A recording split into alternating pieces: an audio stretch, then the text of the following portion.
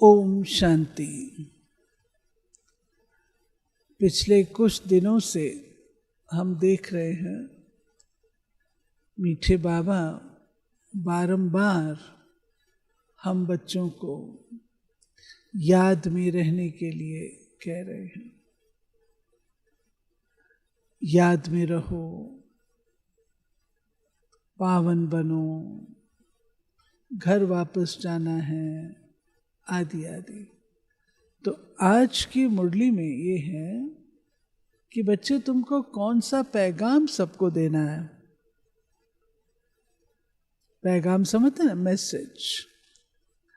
अभी कुछ दिन पहले मैंने एक दादी गुलजार की सुन रही थी।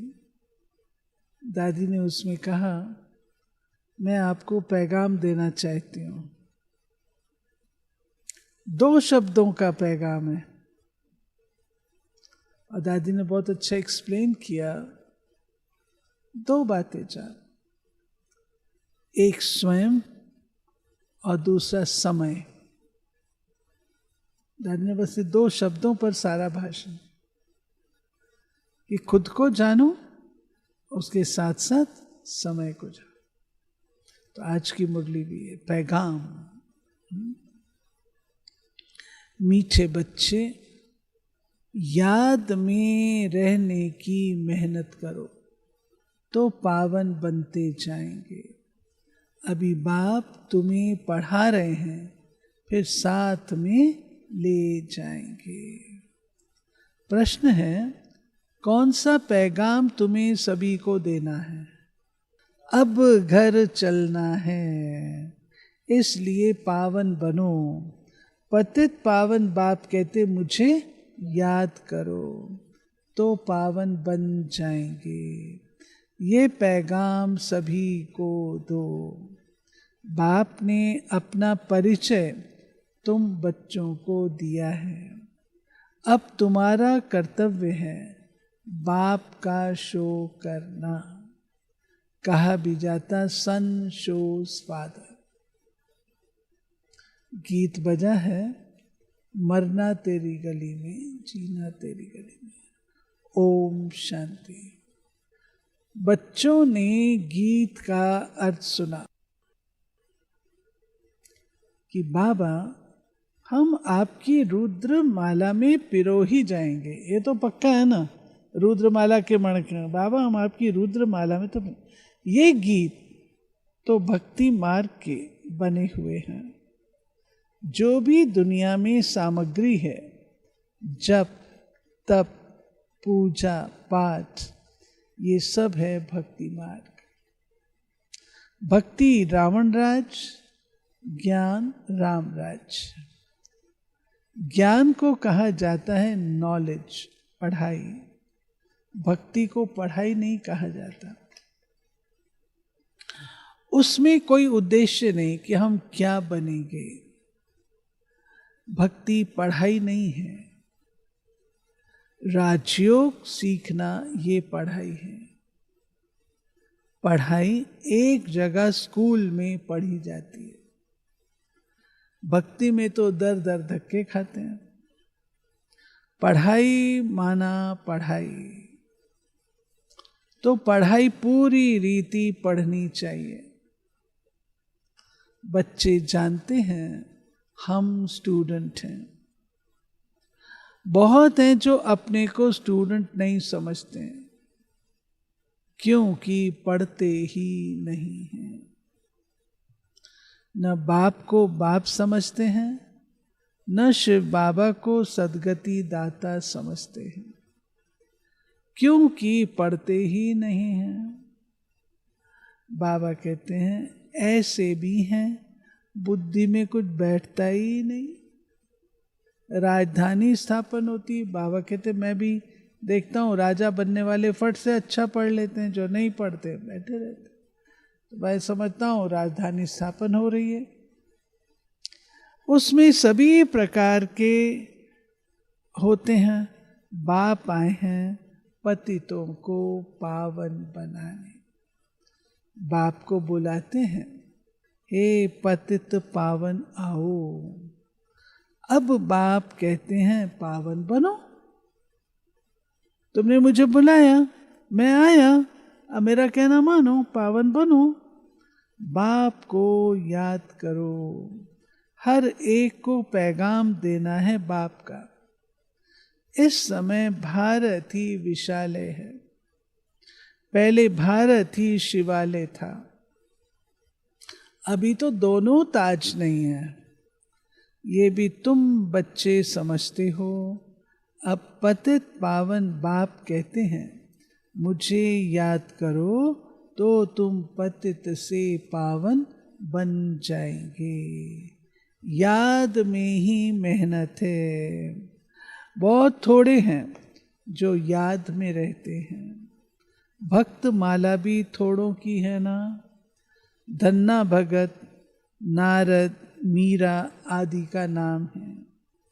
इसमें भी सब तो नहीं आकर पढ़ेंगे। भगत बहुत हैं, कई।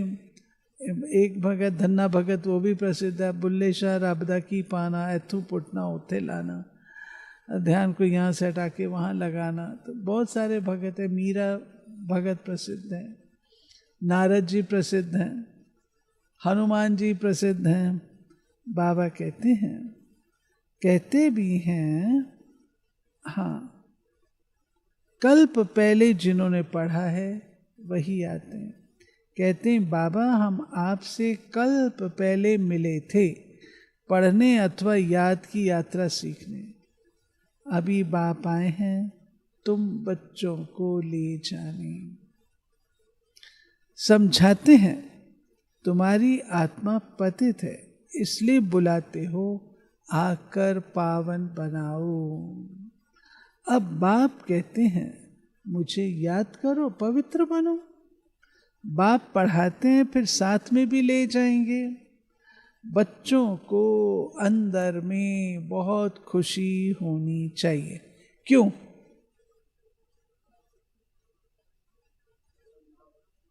बाप पढ़ाते हैं इसलिए। पहले तो बाबा मिला और फिर वो बाबा हमको पढ़ा रहे हैं।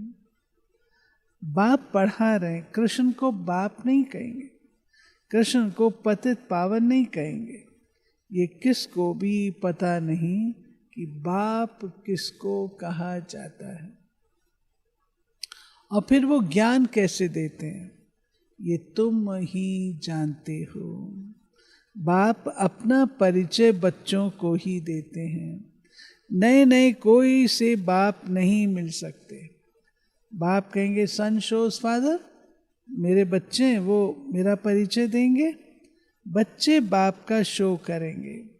बाप को कोई से भी मिलने बात करने का नहीं है। बल इतना समय बाबा नए नए से मिलते रहते हैं। ड्रामा में था, ढेर आते थे। मिलिट्री वालों के लिए भी बाबा ने समझाया है उनका उद्धार करना है। उनको भी धंधा तो करना ही है, नहीं तो दुश्मन वार कर लेंगे।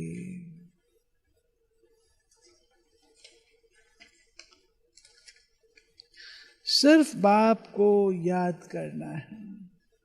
गीता में है जो युद्ध के मैदान में शरीर छोड़ेंगे वो स्वर्ग में जाएंगे, परंतु ऐसे तो जा ना सके। स्वर्ग स्थापन करने वाला भी जब आए तब ही जाएंगे। स्वर्ग क्या चीज है ये भी कोई नहीं जानते। अभी तुम बच्चे 5 विकारों रूपी रावण से युद्ध करते हो। बाप कहते अशरीरी भाव। अपने को आत्मा निश्चय कर मुझे याद करो और कोई ऐसे कह ना सके। सर्वशक्तिवान एक बाप के सिवाय कोई को कह नहीं सकते। ब्रह्मा विष्णु शंकर को श्री नहीं कह सकते। क्यों श्री इनको नहीं कह सकते? श्री शंकर, श्री विष्णु, श्री ब्रह्मा, क्योंकि वो सूक्ष्म वतनवासी देवता है, स्थूल वतन के नहीं है। श्री और न श्री लगना वो इस दुनिया के लोगों के साथ है। ऑलमाइटी एक ही बाप है। वर्ल्ड ऑलमाइटी अथॉरिटी, ज्ञान का सागर, एक बाप को ही कहा जाता है। ये जो साधु संत आदि हैं वो है शास्त्रों की अथॉरिटी। भक्ति की भी अथॉरिटी नहीं कहेंगे, शास्त्रों की अथॉरिटी है। उनका सारा मदार शास्त्रों पर है। समझते हैं भक्ति का फल भगवान को देना है। भक्ति कब शुरू हुई, कब पूरी होनी है, ये पता नहीं है। भक्त समझते हैं भक्ति से भगवान राजी होगा। भक्त ऐसा समझते हैं। भगवान से मिलने की इच्छा रहती है, परंतु वो किसकी भक्ति से राजी होगा? जरूर उनकी भक्ति करेंगे तब तो राजी होगा ना। बाबा कहते कौन सी भक्ति से भगवान राजी? जब भगवान की भक्ति करेंगे। अगर जाकर के देवी देवताओं की भक्ति करेंगे तो थोड़ी भगवान राजी होगा। तुम शंकर की भक्ति करो तो बाप राजी कैसे होगा? हनुमान की भक्ति करेंगे तो बाप राजी कैसे होगा? दीदार हो जाता है, बाकी मिलता कुछ नहीं। बाप कहते हैं मैं भल साक्षात्कार कराता हूँ, परंतु ऐसे नहीं मेरे साथ आकर मिलेंगे। नहीं, तुम मेरे साथ मिलते हो। भक्त भक्ति करते हैं भगवान से मिलने के लिए। कहते पता नहीं भगवान किस रूप में आकर मिले, इसलिए उसे कहा जाता है ब्लाइंड फेथ। अभी तुम बाप से मिले हो, जानते हो वो निराकार बाप जब शरीर धारण करे तब ही अपना परिचय दे। मैं तुम्हारा बाप हूँ। 5000 वर्ष पहले भी तुमको राजभाग दिया था, फिर तुमको 84 जन्म लेने पड़े। ये सृष्टि चक्र फिरता रहता है। द्वापर के बाद दूसरे धर्म आते हैं, अपना अपना धर्म आकर स्थापन करते हैं। इसमें कोई बड़ाई की बात नहीं। आते हैं अपना धर्म स्थापन करते हैं, बड़ाई किसकी भी नहीं। ब्रह्मा की बड़ाई तब है जब बाप आकर प्रवेश करते हैं, नहीं तो ये धंधा करता था। इनको थोड़ी पता था मेरे में भगवान आएंगे। ब्रह्मा बाबा तो बिजनेसमैन था ना, तो बिजनेसमैन को थोड़ी पता था कि मेरे भगत था, जरूर गुरु किए हुए थे, लेकिन भगवान मेरे रथ को अडॉप्ट करेगा ये थोड़ी उनको पता था। तब बाबा कहता है वाट वेंदे बामन फातो, राह चलते हुए मैं पकड़ा गया। बाप ने प्रवेश कर समझाया कैसे मैंने इनमें प्रवेश किया। तो बाबा ने स्पष्ट किया ना, ऑलमाइटी ने, कि कैसे शिव बाबा ब्रह्मा रथ में आते हैं। ये शिव बाबा ने ही स्पष्ट किया, ब्रह्मा को तो पता नहीं था। कैसे इनको दिखाया, मेरा सो तुम्हारा, तुम्हारा सो मेरा, देख लो। तुम मेरे मददगार बनते हो, अपने तन मन धन से उनकी एवज में तुमको ये मिलेगा। बाबा कहते मैंने उसको बताया, देखो ये पुरानी दुनिया जाने ही वाली है, ये नई दुनिया है, अब तुम सोच लो तुमने क्या करना है। तो तुमको ये बनाना है, तुमको ये, तुम निमित्त हो। बार बार ये आवाज आती। तो बाबा सोच में पड़ गया मुझे क्या करना है। तो बाबा कहते देख लो, मेरा जो है सब कुछ तुम्हारा, तुम्हारा चाहो सब कुछ मेरा, तन मन धन सब समर्पित कर दिया। बाबा कहते हैं अभी तुम देखते हो साधारण तन में बाप आए हैं, इन द्वारा तुमको ज्ञान और योग सिखला रहे हैं। ज्ञान तो बहुत सहज है, नरक का फाटक बंद हो, स्वर्ग का फाटक खुलता है, ये तुम जानते हो। द्वापर में रावण राज शुरू होता है, तो अब बाप कहते हैं मैं तुम बच्चों को पतित से पावन होने की युक्ति बताता हूँ। क्या बताता हूँ? बाप को याद करो, जन्म जन्मांतर के पाप नष्ट हो जाए। इस जन्म के पाप भी बताने हैं। याद तो रहते हैं ना, क्या पाप किए हैं, क्या क्या दान पुण्य किया है, इसको अपने छोटेपन का पता है ना। श्री कृष्ण का ही नाम सांवरा और गोरा, श्याम सुंदर, उनका अर्थ कभी कोई की बुद्धि में नहीं आएगा। श्याम सुंदर क्यों कहते श्री कृष्ण? सुंदर ही कहो, श्याम क्यों कहते? श्याम सुंदर, वो समझते हैं सांवरे रंग का था इसलिए श्याम कह दिया। बाबा कहते नहीं, ये श्याम सुंदर क्यों कहते हैं, ये राज तुम बच्चे जानते हो। नाम श्याम सुंदर है तो चित्र में काला बना दिया। रघुनाथ के मंदिर में देखेंगे वहां भी काला, हनुमान का मंदिर देखो सबको काला बना देते। है ही पति दुनिया।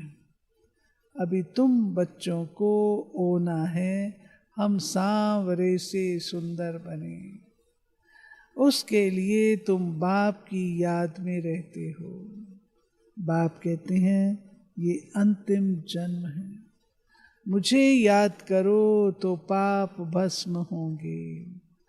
जानते हैं बाप आए हैं ले जाने, तो जरूर शरीर यहाँ छोड़ेंगे, शरीर सहित थोड़ी ले जाएंगे। पतित आत्माएं भी जा ना सकें, जरूर बाप पावन बनने की युक्ति बताएंगे। तो कहते हैं मुझे याद करो तो विकर्म विनाश। भक्ति मार्ग में है अंधश्रद्धा। शिव काशी कहते, फिर कहते शिव ने गंगा लाई, भागीरथ से गंगा निकली। अब पानी माथे से कैसे निकलेगा? भागीरथ कोई ऊपर पहाड़ पर बैठा है क्या जिसकी जटाओं से गंगा आएगी? पानी जो बरसता है सागर से खींचते हैं, जो सारी दुनिया में पानी जाता है। नदियां तो सब तरफ हैं, पहाड़ों पर बर्फ जम जाती है, वो भी पानी आता रहता है।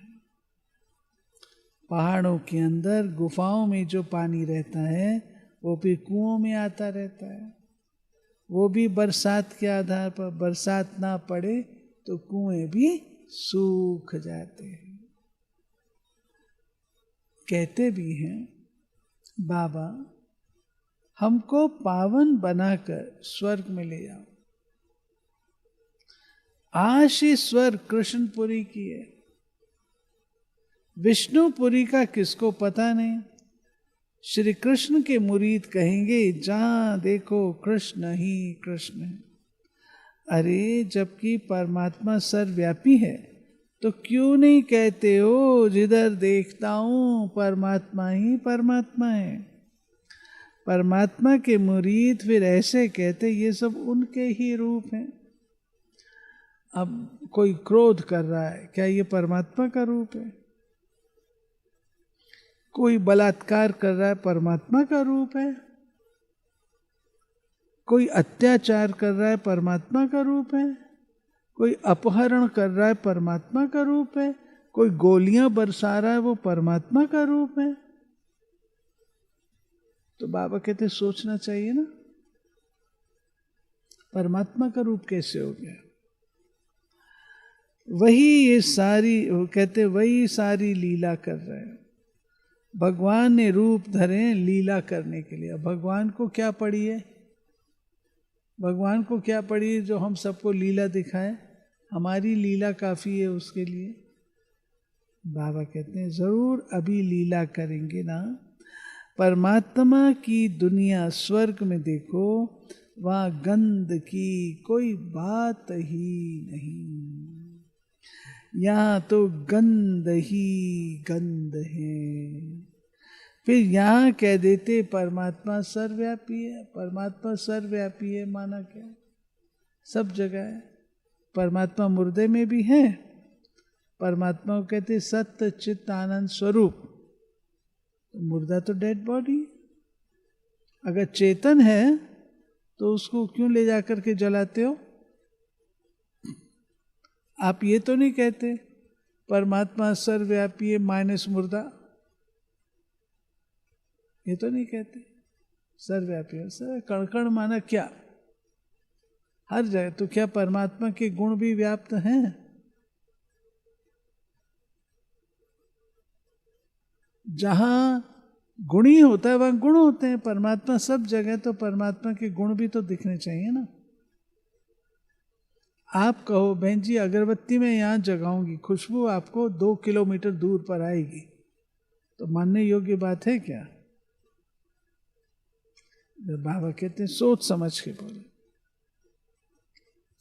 परमात्मा सुख देते हैं। बच्चा आया सुख हुआ, मरा तो दुख होगा। अरे भगवान ने तुमको चीज दी, फिर ली, इसमें तुमको रोने की क्या दरकार? सत्युग में ये रोने आदि का दुख होता नहीं। मोहजीत राजा का दृष्टांत दिखाया। ये सब हैं झूठे दृष्टांत, उनमें कोई सार नहीं है। सत्युग में ऋषि मुनि होते नहीं। क्यों?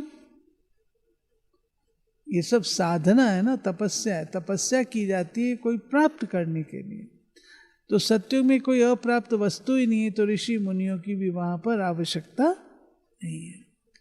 यहां भी ऐसी बात हो नहीं सकती। ऐसा कोई मोजीत राजा हो नहीं सकता। भगवानोवाच यादव कौरव पांडव क्या भरत भय, क्या करत भय? तुम्हारा बाप से योग है। बाप कहते हैं मैं तुम बच्चों द्वारा भारत को स्वर्ग बनाता हूं। अब जो पवित्र बनते हैं वो पवित्र दुनिया के मालिक बनेंगे। कोई भी मिले उनको ये बोलो भगवान कहते हैं माम एकम याद करो, मेरे से प्रीत लगाओ और कोई को याद न करो। ये है अव्यभिचारी याद। यहाँ कोई जल आदि नहीं चढ़ाना। भक्ति मार्ग में ये धंधा आदि करते याद करते थे ना। गुरु लोग भी कहते हैं मुझे याद करो, अपने पति को याद नहीं करो। तुम बच्चों को कितनी बातें समझाते हैं। मूल बातें सभी को पैगाम दो। बाबा कहते माम एकम याद करो। बाबा माना ही भगवान। भगवान तो निराकार है। श्री कृष्ण को सब भगवान नहीं कहेंगे। कृष्ण तो बच्चा है। शिव बाबा इसमें ना होता तो तुम होते क्या? अगर शिव बाबा ब्रह्मा रथ में ना आता तो हम होते क्या? कैसे होते? शिव बाबा ने इन द्वारा तुमको अडॉप्ट किया, अपना बनाया। ये माता भी है पिता भी है। माता तो साकार में चाहिए, वो तो है ही पिता। ऐसी ऐसी बातें अच्छी रीति धारण करो। तुम बच्चों को कभी भी किसी बात में मूंझना नहीं है, कंफ्यूज नहीं होना है। कभी कोई बातों से कंफ्यूज हो जाता है ना, बहन जी ये कहा उसने, ये कहा वो फलाने तो ये करता ही। कुछ भी कंफ्यूजन हो, बहनें बैठी हैं वो आपको क्लियर करेंगे। अपने माइंड को हल्का रखना, भारी नहीं। पढ़ाई को कभी नहीं छोड़ना। कभी कभी कहते हैं पता ही नहीं लगता ये कहते क्या है, तो पढ़ाई ही छोड़ देते हैं, इससे तो छोड़ दो, बार बार कंफ्यूजन, इससे छोड़ दो, पढ़ाई नहीं छोड़ना। कई बच्चे संग दोष में आकर रूठकर अपनी पाठशाला खोल देते हैं। वहां से रूठे तो अपनी पाठशाला, हम भी तो सुना सकते हैं, मुरली तो सुनानी है, हम भी तो सुना सकते हैं ना। अगर आपस में सुनो कान खोलकर, अगर आपस में लड़ झगड़ कर जाए अपनी पाठशाला खोली तो मूर्खपना है। बीज ही गलत है ना, रूठ कर जा रहे हैं, लड़ झगड़ के जा रहे हैं, तो वहां पे बीज ही गलत है, तो क्या प्राप्ति होगी। रूठते हैं तो पाठशाला खोलने के लायक ही नहीं। वो देह अभिमान तुम्हारा चलेगा ही नहीं, क्योंकि बुद्धि में तो दुश्मनी है, वो याद आएगी। कुछ भी किसको समझा नहीं सकेंगे। ऐसे भी होता है, जिसको ज्ञान देते वो तीखे चले जाते हैं, खुद गिर पड़ते हैं, ऐसा भी होता है। खुद भी समझते मेरे से इनकी अवस्था अच्छी है, पढ़ने वाला राजा बन जाए, पढ़ाने वाला दास दासी बन जाते। ऐसे ऐसे बाबा के पास तो सब समाचार आते हैं, सब प्रकार की बातें आती हैं। कई बार स्टूडेंट्स बहुत अच्छे लायक निकल आते हैं, पढ़ाने वाले से अच्छे लायक स्टूडेंट्स होते हैं। पुरुषार्थ कर बाप के गले का हार बनना है। बाबा जीते जी मैं आपका बना हूं, बाप की याद से बेड़ा पार होना है। अच्छा, मीठे मीठे सिक्की लधे बच्चों प्रति मात पिता बाप दादा का याद प्यार और गुड मॉर्निंग। रूहानी बाप की रूहानी बच्चों को नमस्ते। हम रूहानी बच्चों की रूहानी बाप को नमस्ते। धारणा, कभी किसी बात में मूंझना नहीं है, आपस में रूठकर पढ़ाई नहीं छोड़नी। टीचर से नाराज होते हैं ना, बहन जी ये टीचर जो मुरली सुनाती है तो हमारे पल्ले कुछ नहीं बैठते, इसलिए ना जाना ही अच्छा है। अभी आप भूल जाते हैं कि आप मुरली किसकी सुन रहे हैं, भगवान की मुरली सुन रहे हैं ना। आपको मक्खन से काम है ना, या बर्तन से काम है? मक्खन से है ना, तो मक्खन ले लो। तो क्या करें बहन जी, दिखती तो वही है ना। ठीक है, आप समझो बाबा ने उसको माध्यम बना के अपनी वाणी आपको सुना रहा है। वाणी पर अटेंशन तो ना देखो उसको। तो बाबा कहते हैं कि ऐसा नहीं करना है, रूठना नहीं है। फिर इससे तो बहन जी मैं भी मुरली सुना सकती हूँ, हमारी कॉलोनी में भी लोग रहते हैं, जहाँ वो सेंटर है वहाँ पर 10 कदम पर और खोल के बैठ जाते। तो ये सब वास्तव में हम कोई भी अवज्ञा का काम करते हैं, मर्यादा की भूल का काम करते हैं, तो उसका हिसाब किताब बनता है। बाबा कहते हैं संग दोष में भी नहीं आना है। संग दोष एक ऐसी चीज है जो कि कमाई खत्म कर देती है। कभी किसी को ना भी उसका संग नहीं करना, तो खास उसका संग करके देखेंगे या फिर उसकी महिमा करेंगे, फिर कई समय के बाद फिर समझ में आता है कि जो बड़ों ने कहा था वो ठीक ही कहा था। तो बाबा कहते हैं आपस में रूठकर पढ़ाई नहीं छोड़नी है, दुश्मनी बनाना भी दे अभिमान है, संग दोष से अपनी बहुत बहुत संभाल करनी है, पावन बनना है, अपनी चलन से बाप का शो करना है। पावन बनना और अपनी चलन से बाप का शो करना है। अच्छा, दूसरा है प्रीत बुद्धि बन एक बाप की अव्यभिचारी याद में रहना है। तन मन धन से बाप के कार्य में मददगार बनना है। वरदान,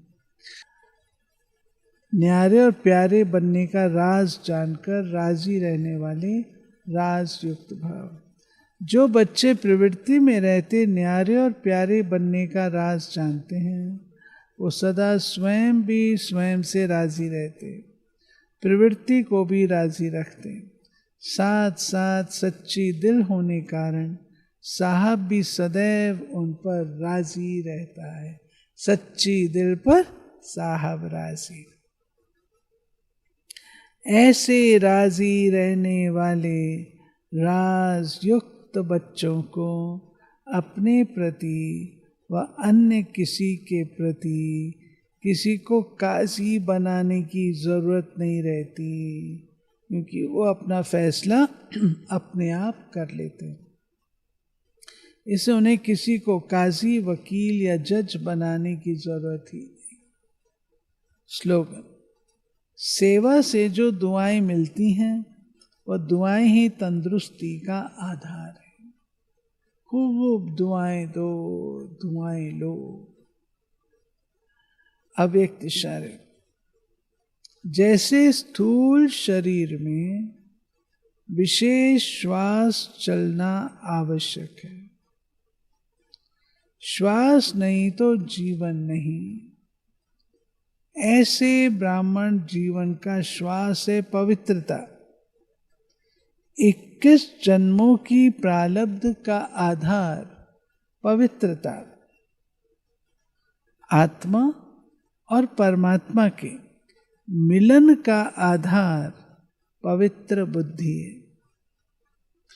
संगम युगी प्राप्तियों का आधार और भविष्य में पूज्य पद पाने का अधिक आधार पवित्रता है।